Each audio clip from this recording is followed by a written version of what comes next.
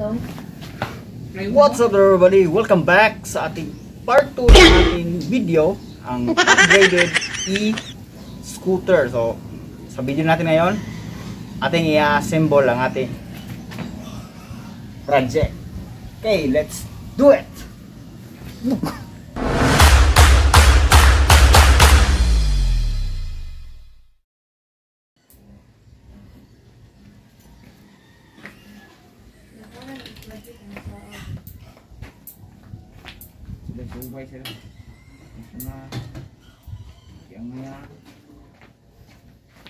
Okay, so sa part na to, kinabit natin yung makina, ni-screw natin, and then may dumaan pa, and then medyo nahirapan tayo kasi sa ilalim kasi, and then of course basta nahirapan tayo, wag na kayong magtanong.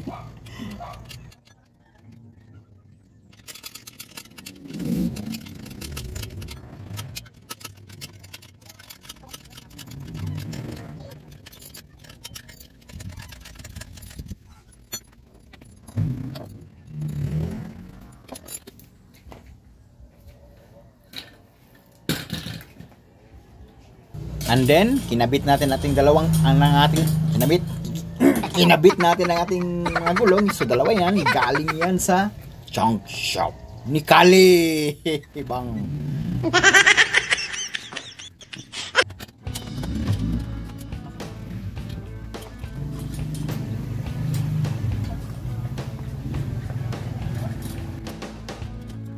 Okay, so, pinaspasan natin yan. Overall length ng ating pagkabit at pag-assemble. I think 22 minutes yan. So, time-lapse lang yan. And then, kasi kung hindi natin ito time-lapse, medyo mahaba-haba rin. And then, mapupuno yung laptop natin pag-edit. Okay, so, 20 minutes lang naman. Medyo papawisan ka lang ng maraming singot. And then, wala! Yun na. Oh yeah!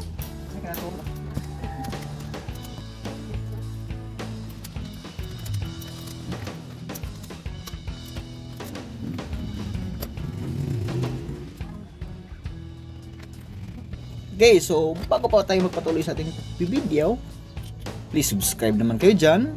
Please support our channel by simply subscribe and leave a like.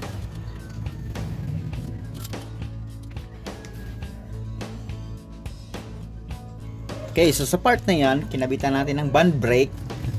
Brake of course, para hindi tayo masyakoy sa poste.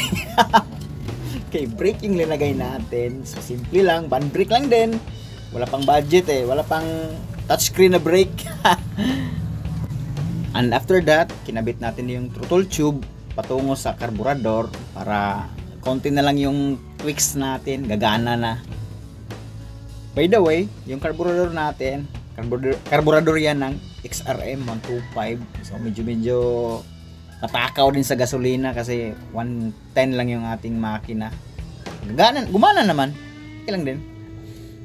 And then, after that, kinabit natin yung ating mga wirings. Medyo nahirapan tayo kasi nahirapan tayong magsampak ng bolt or magpasok ng bolt yan. So, medyo may matagal-tagal rin yan. Kutas, kapoy. Manglaba pa ko human na ron. Ahak na lang ni isyuhan Tabang, Lord. Under ka, boss? Huh? Under? Under good down. Ang laba man ka. Laba ra good, trip ra ba? Trip good, ang laba. Ano mo na? Ganan ka gubot? Dili. Aw, ano na? Yung malinawon ba? So, gubot, unleaded. Totoo gyud. Isto lang gubot to. Okay, so tinaod natin yung ating tangke. So, mini tangke lang yan. Gawa na bote yan ng alcohol. And then pinutol natin yung mga cable ties. Then pwede na. I-check natin yung mga electrical wirings kasi electrical engineering kasi tayo sa panaginip So marunong tayong mag-wiring dyan.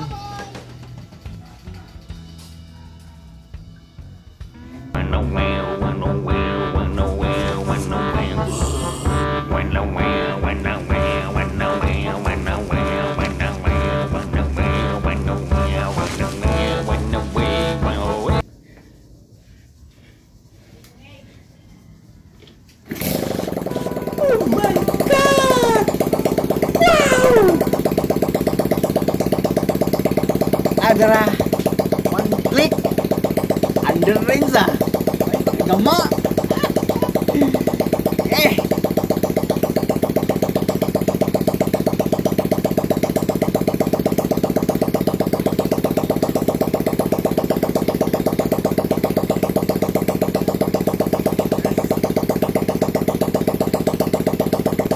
Okay, so ang kulang lang nito, kulang lang sa ating bike ay ano na lang, stand and then putris, yung ratapakan natin, and then hindi pa natin siya lalagyan kasi naubusan kasi tayo ng welding rod or ng flux cord.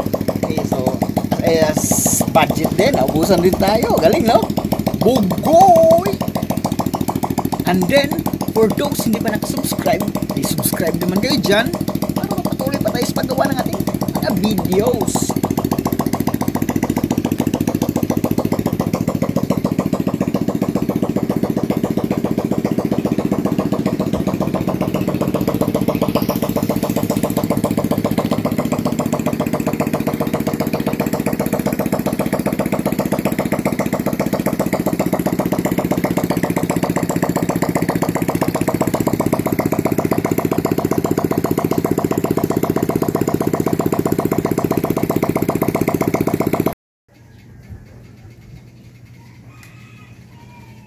Okay, test drive natin.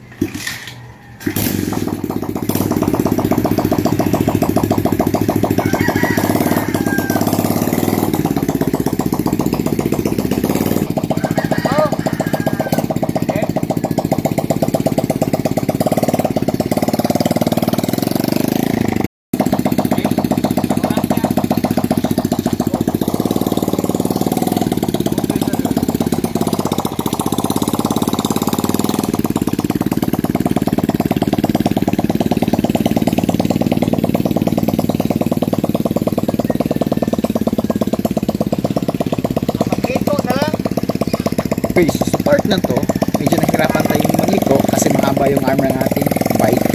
And then, bugoy!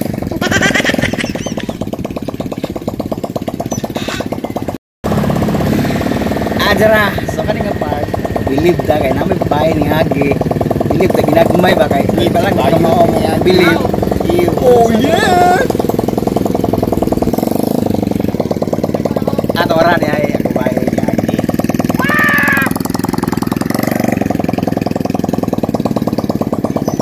Matoy!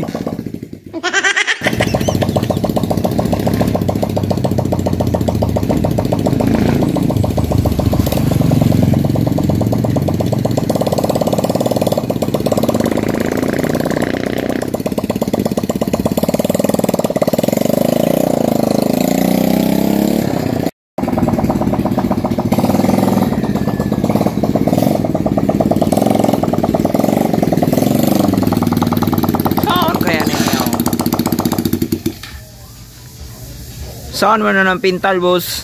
Ano eh? Ano yun siya na? Ano ba? Hutdan kag budget, boss. Putagkuhan. Welding rod. Ali boss, sorry. Okay, so ito na yung ginawa natin. So pasensya na, walang ganong budget eh.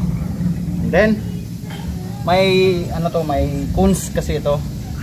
Kapag liko nyo, mahirap kasi liko to kapag corner na yung angle, yung karsada.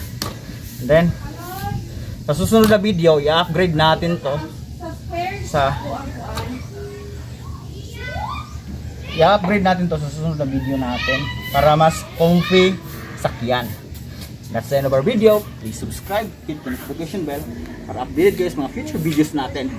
See you next week. Naka-primera.